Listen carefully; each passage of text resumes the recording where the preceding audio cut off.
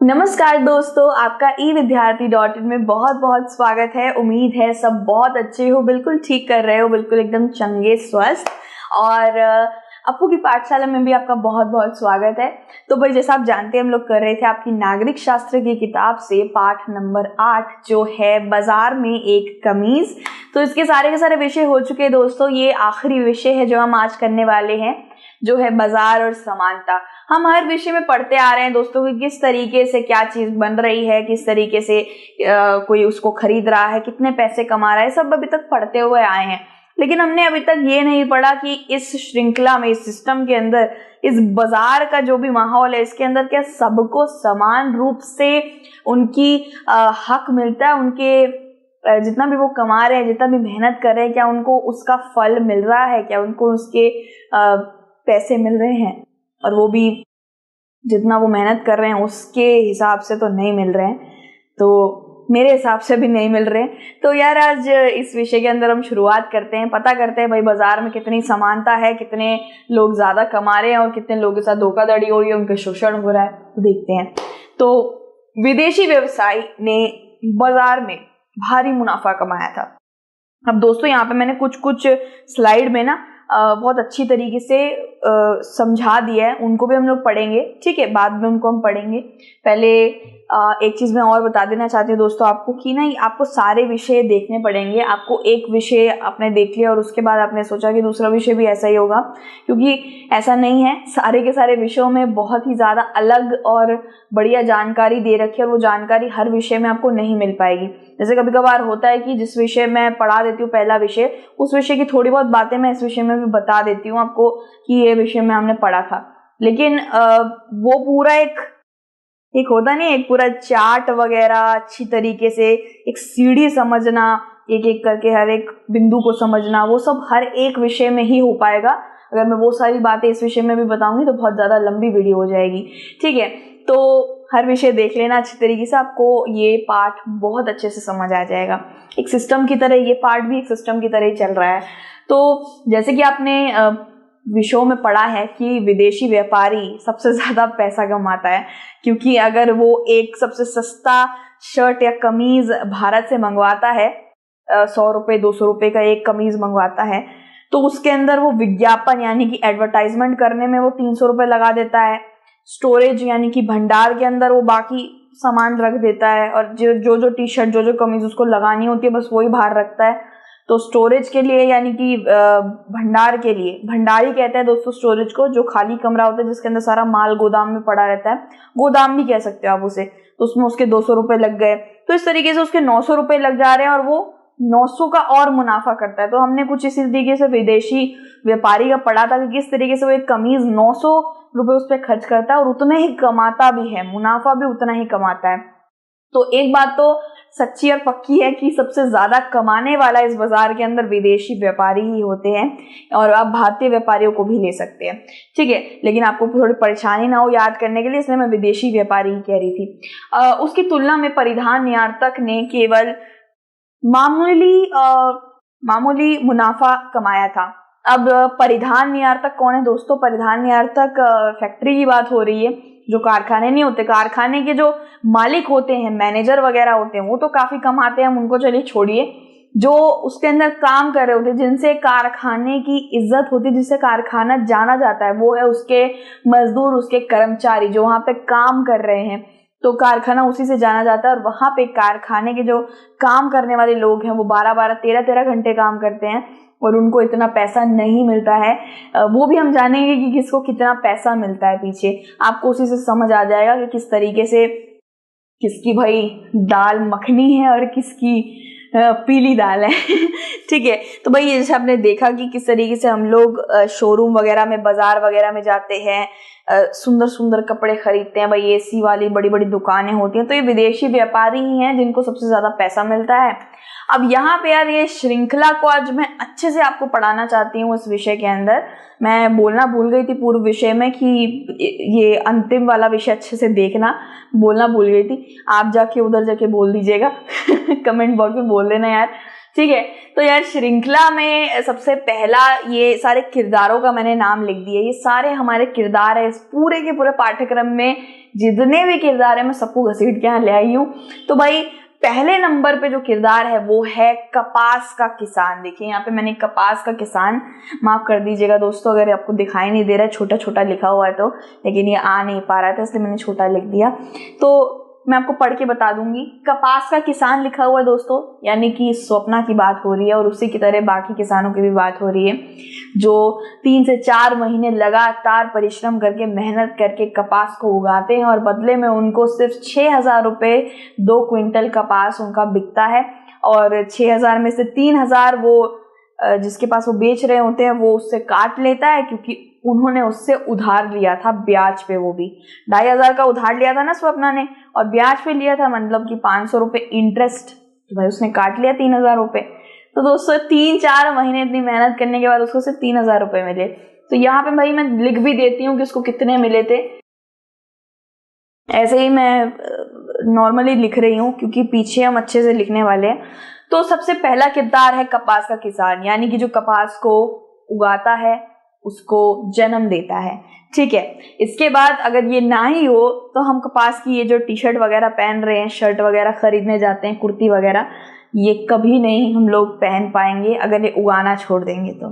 ठीक है, दूसरा जो किरदार आता है दोस्तों वो है व्यापारी। ठीक है, व्यापारी, अब यहाँ पे मैंने लिख भी दिया है दोस्तों कि किस किस का रिश्ता किस किस के साथ है। व्यापारी और बुनकर का रिश्ता है एक दूसरे के साथ, वैसा वाला रिश्ता नहीं, वैसे वाला रिश्ता, मतलब काम का रिश्ता यार, है ना, समझ रहे हो ना, रिश्ता समझ के आप सोच रहे अरे रिश्ता, तो भाई व्यापारी और बुनकर का रिश्ता है। मतलब कि जो बुनकर होता है सिलाई कढ़ाई, मतलब सिलाई कढ़ाई तो वो नहीं करता है, सुई जो सूत का धागा होता है ना, व्यापारी वो सूत का धागा बुनकर को दे देता है ना, हमने पढ़ा भी था बहुत बार।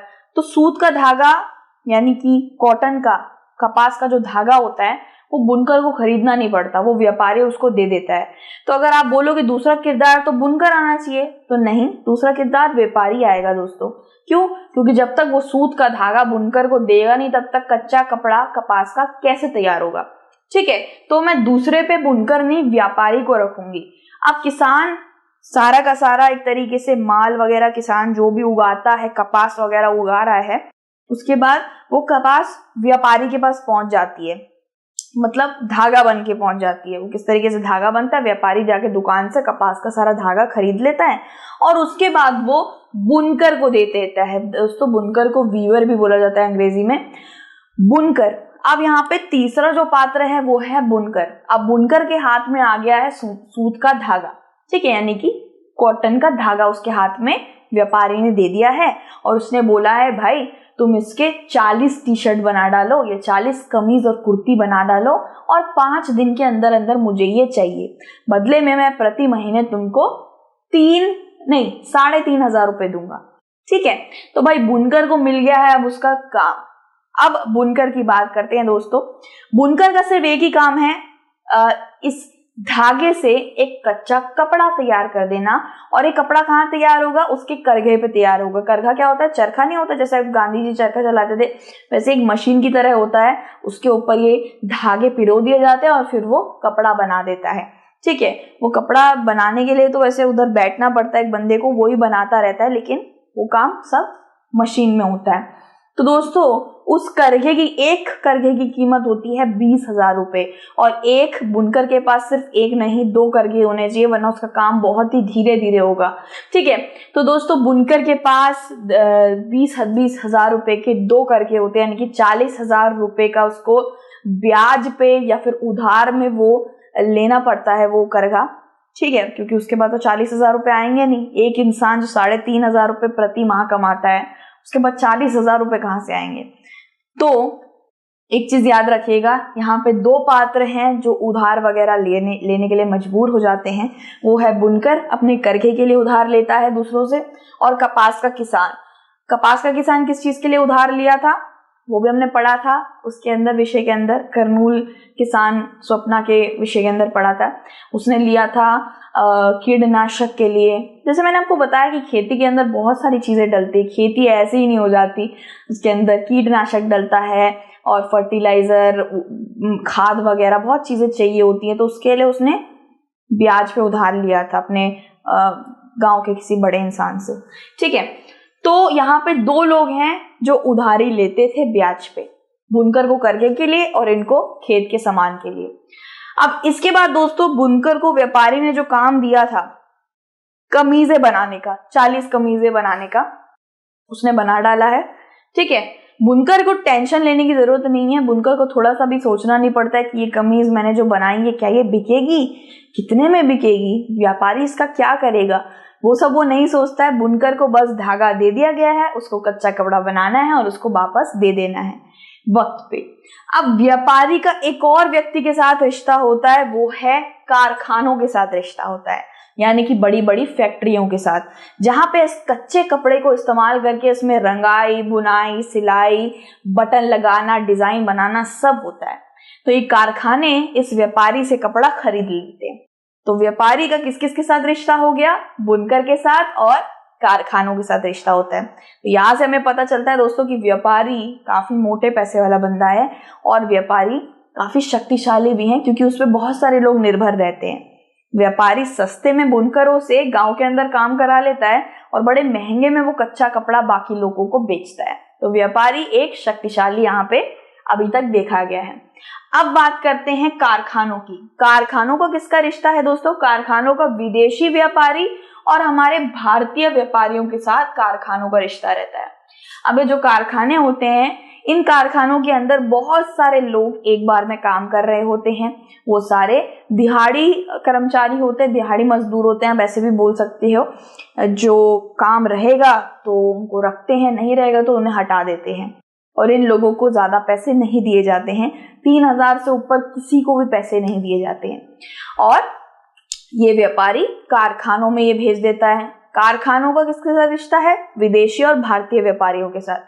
विदेशी लोग कारखानों को ऑर्डर दे देते हैं कि भाई तुम मेरे 40 नहीं, इस बार कम करते हैं, 30 कमीजें नीली रंग की रंगी हुई, उसमें 5-5 बटन होने चाहिए और उसके ऊपर इस तरीके का पॉकेट बना देना। ये 30 कमीजें तुम्हें 4 दिन के अंदर मेरे को डिलीवर करा देनी है। अब विदेशी और भारतीय व्यापारी दोनों ने इस तरीके का कारखाने को ऑर्डर दे दिया। अब कारखाने क्या करेंगे, उसको बनाएंगे। सारे लोगों के ऊपर काफी ज्यादा एक तरीके से दबाव आएगा। जो मैनेजर होगा वहां पे घूम रहा होगा, जो उनके ऊपर जो काम कर रहा होगा वो उन पे दबाव डालेगा कि जल्दी काम करो, 12-12, 13-13 घंटे काम करो, हमें उनको जल्दी से भेजना है काम, जितना भी टी शर्ट दिया वो सारा भेजना है उन्हें। तो कारखानों का विदेशी और भारतीय दोनों व्यापारियों से रिश्ता होता है। सिर्फ और सिर्फ विदेशी व्यापारी ही भारतीय कारखानों से कपड़ा नहीं लेते। हमारे भारत में भी ऐसे बहुत से लोग हैं जो कपड़े का बिजनेस करते हैं, कपड़े का धंधा करते हैं, वो लोग भी इन कारखानों से रिश्ता रखते हैं। ये चीज आप मत भूलना, ठीक है। अब इसके बाद अंत में वो टी शर्ट बनके, कमीज बनके तैयार हो गई है। गई कहाँ पे, विदेश चली गई। भारत के किसी जितने भी कोनों में जहां जहां से भी ऑर्डर आए थे वहां चले गए। कैसे जा सकते हैं दोस्तों, विदेश के लिए अगर कोई माल विदेश में भेजना होगा तो वो एरोप्लेन, शिप वगैरह से जाएगा वो शिपमेंट। और अगर आप भारत में हैं तो वो रोडवेज और बस से लद के चला जाएगा या फिर वो किसी बड़े ट्रक में लद के चला जाएगा, ठीक है दोस्तों।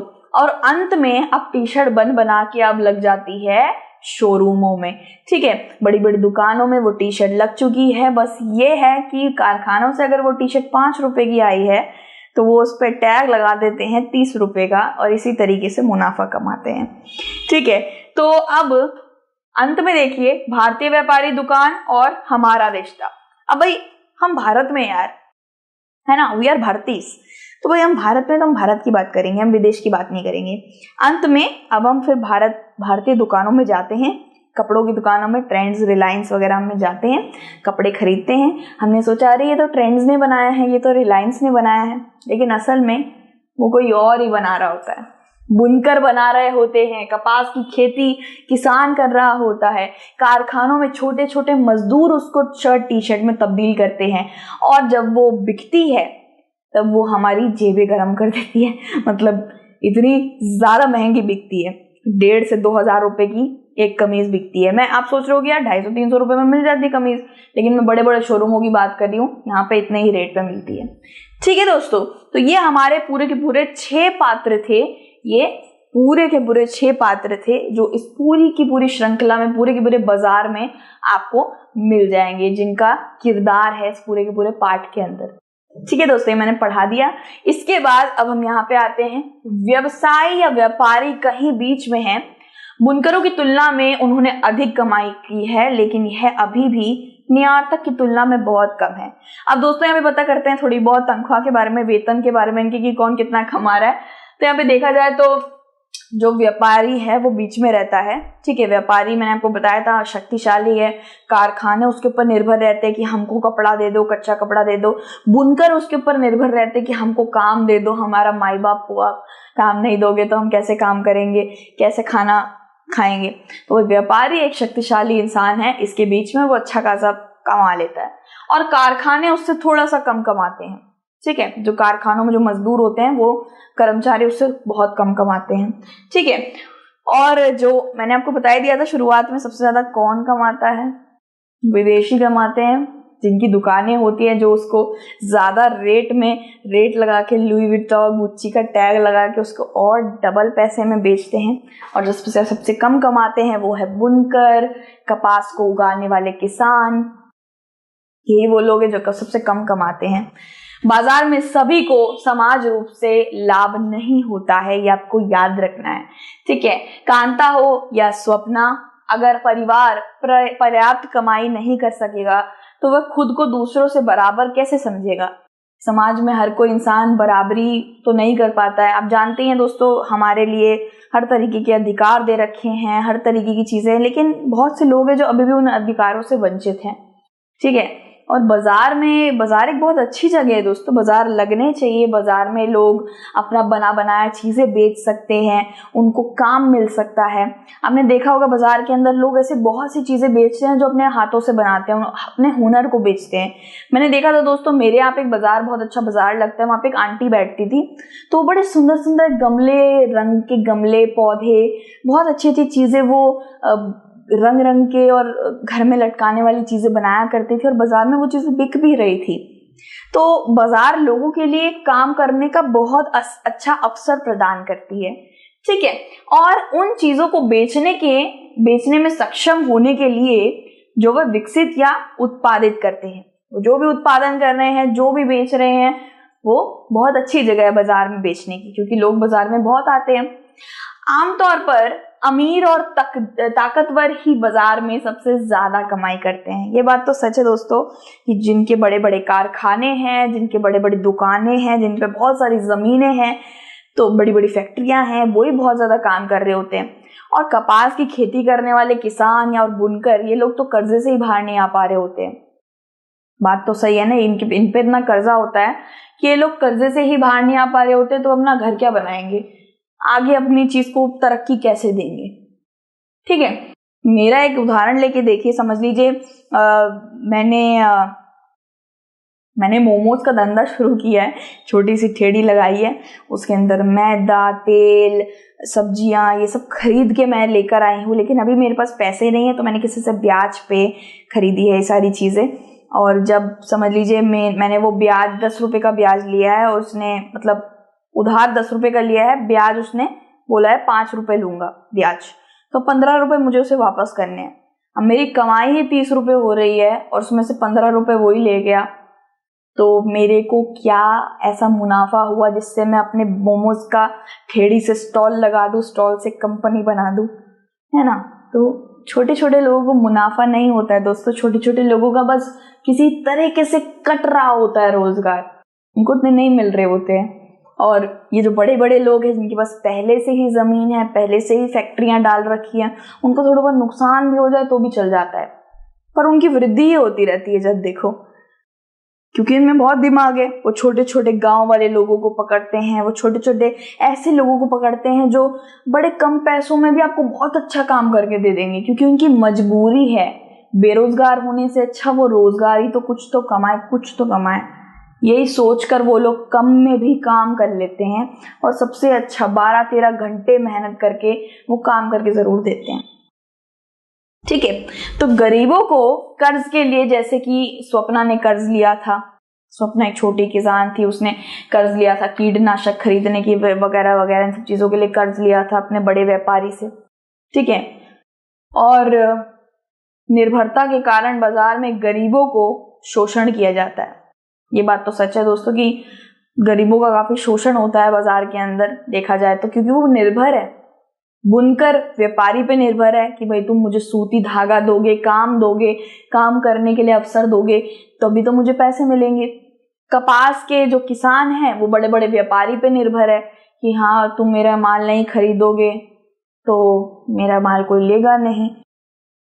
तो निर्भरता भी बहुत बुरी चीज है दोस्तों, निर्भरता मार देती है। वो लोग, अगर आप किसी पे निर्भर हो तो वो आपका शोषण कर सकते हैं कि भाई तू तो मुझ पे निर्भर है, मैं तेरा शोषण करूंगा।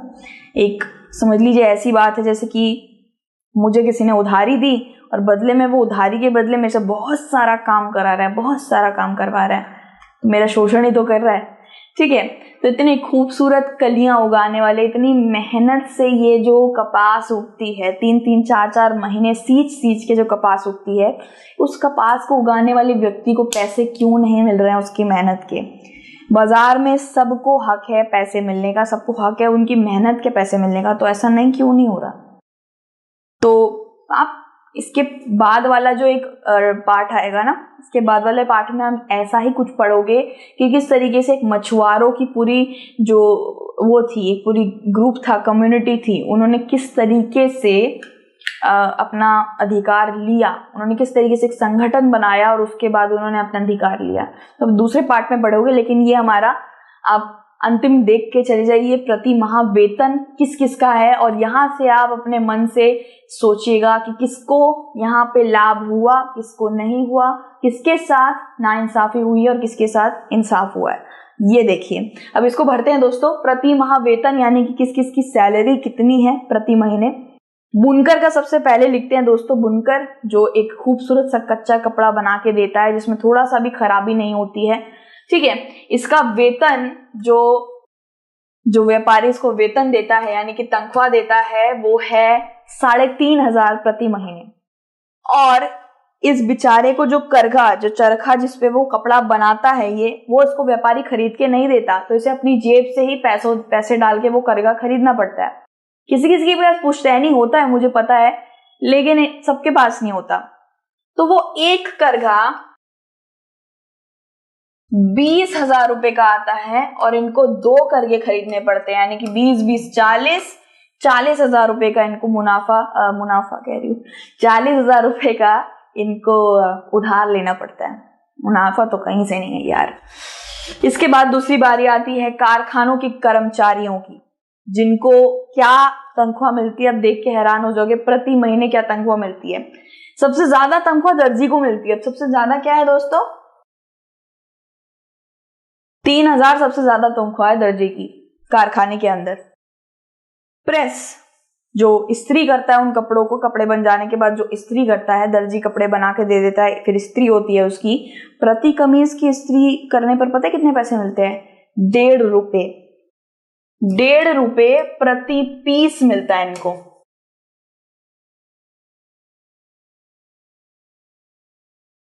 ₹1.5 में यार, मतलब अगर वो गिनती के 5 भी करेगा तो उसको 10 रुपए उसके पूरे नहीं बन पा रहे होंगे।